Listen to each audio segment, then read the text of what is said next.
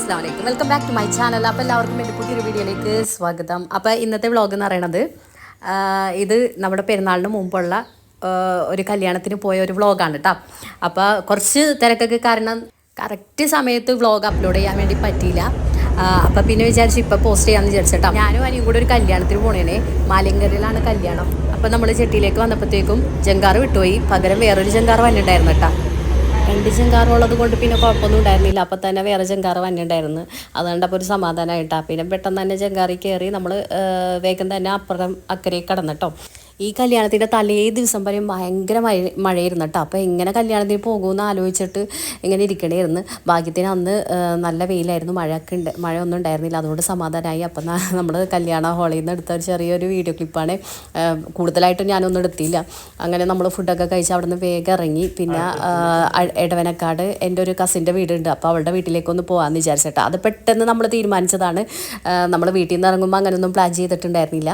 പിന്നെ കല്യാണ ഹാളിൽ നിന്ന് വേഗം ഇറങ്ങിയതുകൊണ്ട് സമയമുണ്ട്. പിന്നെ ഞായറാഴ്ചയാണല്ലോ, അപ്പോൾ ഒന്ന് കയറിയിട്ട് പോകാമെന്ന് വിചാരിച്ചിട്ട്. അപ്പോൾ അവളുടെ വീട് ഏകദേശം എത്താനായിട്ടുണ്ട് കേട്ടോ. അവളുടെ വീട്ടിലേക്ക് പോണ ആ വഴിയാണ് കാണുന്നത്. നല്ല ഭംഗിയാണ് കാണാനായിട്ട്. പുഴയും ഒക്കെ ആയതുകൊണ്ട് നല്ല രസമാണ് കാണാനായിട്ട്. ഇവിടെ വൈകുന്നേരമൊക്കെ ഒരു പ്രത്യേക വൈബാണ്. അപ്പോൾ ഏകദേശം അവിടെ വീടെത്താനായി. വീടെത്താൻ പോണ ആ ഭാഗത്താണ് ഇങ്ങനൊരു ഇതുള്ളത്, പ്രകൃതി ഭംഗിയുള്ളത്. ഹരിതാപവും പച്ചപ്പൊക്കെ കാണാൻ തന്നെ ഒരു പ്രത്യേക ഭംഗിയാണ്. അങ്ങനെ അവിടെ വീടെന്ന് പറയണത് ഒരു ബീച്ച് സൈഡിലായിട്ടുമാണ് കേട്ടോ അവളുടെ വീടുള്ളത്. അവൾക്ക് ബീച്ചിൽ പോകണമെന്നുണ്ടെങ്കിൽ ബസ്സാ അല്ലെങ്കിൽ ഓട്ടോയോ കയറിയൊന്നും പോകേണ്ട ആവശ്യമില്ല കേട്ടോ. 2 സ്റ്റെപ്പ് മുന്നോട്ട് വെച്ചാൽ ബീച്ചായി, അത്രയേ ഉള്ളൂ ദൂരം.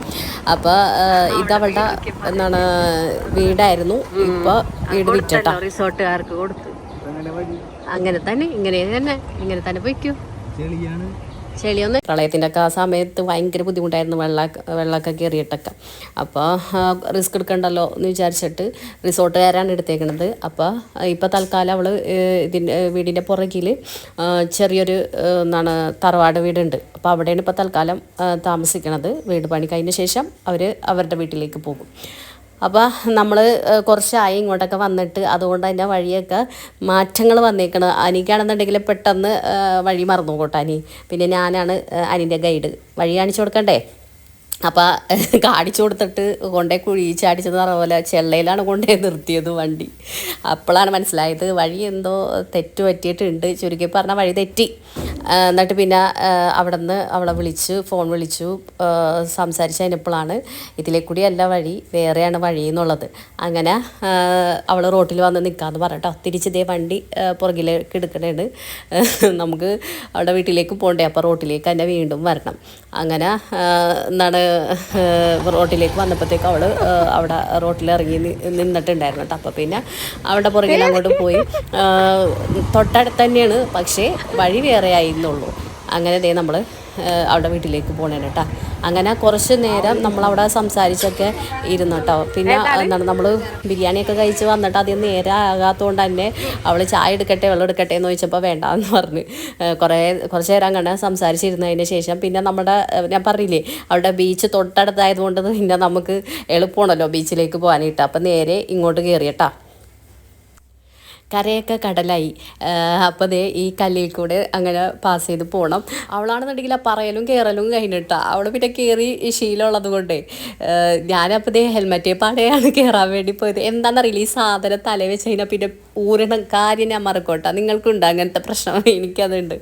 അങ്ങനെ അതേ ഹെൽമെറ്റ് മാറ്റി വെച്ചിട്ട് പിന്നെ നമ്മൾ കല്ലിൻ്റെ മേളിലും കയറി. അപ്പം ഞാൻ കല്ലിൻ്റെ മേളിൽ കയറണ സമയത്ത് അവിടെ നിന്ന് പൂച്ചപ്പഴമില്ലേ അത് പൊട്ടിച്ചിട്ടുണ്ടായിരുന്നു. അത് അവളുടെ കയ്യിൽ പിടിക്കാൻ വേണ്ടി കൊടുത്തിട്ടുണ്ടായിരുന്നു കേട്ടോ. അപ്പോൾ അവൾ എനിക്ക് തിരിച്ചു തന്നേ എന്നിട്ട് പിന്നെ കുറച്ച് പേടിച്ചിട്ടാണെങ്കിലും നമ്മൾ അറ്റം വരെ പോയി.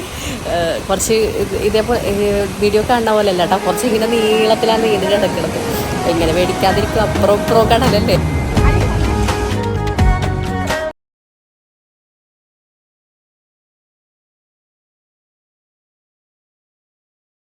ഓ എൻ്റെ പൊന്നോ കടൽ കാറ്റ്. ഓ എന്നാൽ പിന്നെ റൊമാൻറ്റിക് സോങ് ആയിക്കോട്ടെ എന്ന് വിചാരിച്ച് റീൽ എടുക്കണ്ടേ. പ്രകൃതി രമണീനെ കണ്ടു കഴിഞ്ഞാൽ പിന്നെ റീൽസ് എടുക്കണം, അല്ലെങ്കിൽ പിന്നെ ശരിയാവില്ല. അപ്പോൾ കുറച്ച് വീഡിയോസൊക്കെ അങ്ങനെ എടുത്ത് അത് കഴിഞ്ഞിട്ട് പിന്നെ നമ്മൾ അവളുടെ വീടിൻ്റെ പണി നടക്കുന്ന സ്ഥലത്ത് വന്നിട്ട് വീടൊന്ന് കാണാൻ വേണ്ടിയിട്ട് അങ്ങനെ വന്ന് അങ്ങനെ മാഷാ അല്ലാ വീട് ഒരുവിധമൊക്കെ പണി ഒരുവിധമൊക്കെ കഴിഞ്ഞിട്ടുണ്ട്. ഇനി കുറച്ചും കൂടി ഉണ്ട്. അപ്പോൾ അൽഹംദുലില്ലാ അപ്പോൾ അത് റാഹത്തായിട്ട് നടക്കുന്നുണ്ട്. അപ്പോൾ അതും കണ്ടിട്ടാണ് വന്നിട്ട് അതൊരു സന്തോഷമായി. ഇങ്ങനെ ഒട്ടും പ്രതീക്ഷയല്ല ഇവിടെ കയറാം എന്നുള്ളത്, പക്ഷേ വന്നത് കാരണം അവളുടെ വീടും കാണാൻ പറ്റി.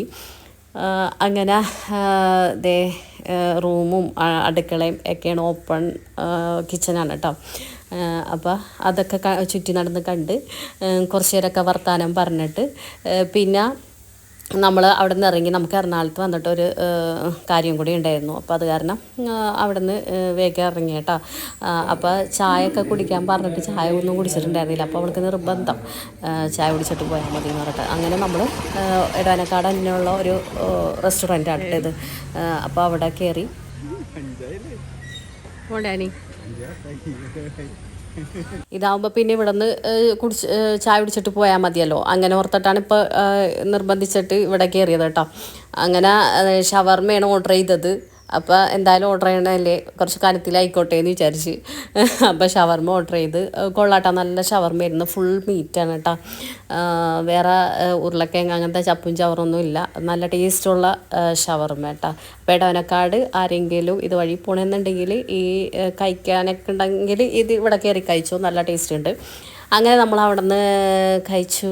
എന്നിട്ട് പിന്നെ ദേ നമ്മൾ അവരോട് ടാറ്റാ ബൈ ബൈ പറഞ്ഞിട്ട് നമ്മൾ ദേ എറണാകുളത്തേക്ക് വന്നിട്ടാം. അപ്പോൾ എറണാകുളത്ത് ഒരു കാര്യം ഉണ്ടെന്ന് അറിയില്ല, അത് ഒരു എന്താണ് എൻ്റെ കസിൻ ബ്രദറിൻ്റെ ഭാര്യ പ്രസവിച്ച് കിടക്കുന്നുണ്ട്. അപ്പോൾ ആ കൊച്ചിനെ കാണാനൊന്ന് പോകണം. അപ്പോൾ അതാണ് കാര്യം.